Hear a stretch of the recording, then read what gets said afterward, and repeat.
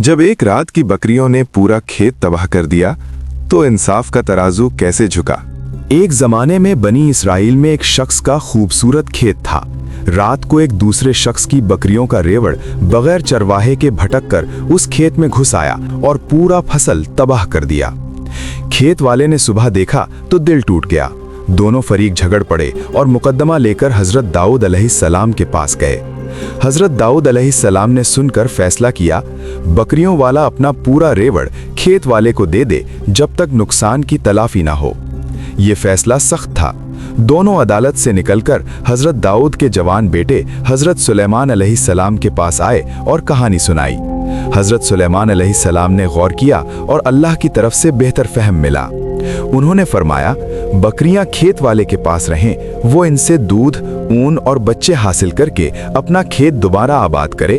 जब खेत बिल्कुल पुराने हाल पर आ जाए तो बकरियां वापस मालिक को लौटा दी जाएं। ये फैसला हिकमताना था। दोनों का नुकसान पूरा हुआ, कोई तबाह ना हुआ और इंसाफ के साथ रहम भी शामिल था। अल्लाह ताला ने कुरान मजीद में इसी वाक़े का जिक्र किया है। वदाऊद व सुलैमान इज़ यहकुमान फ़िल हर्थ इज़ नफ़शत फ़ीही गनमुल क़ौमी फ़फ़हमनाहा सुलैमान। सूरतुल अनबिया 78-79।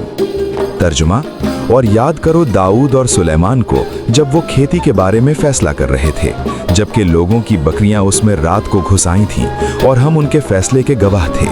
बस हमने सुलेमान को इस बेहतर फैसले का फहम अता किया और हमने दोनों को हिकमत और इल्म दिया था।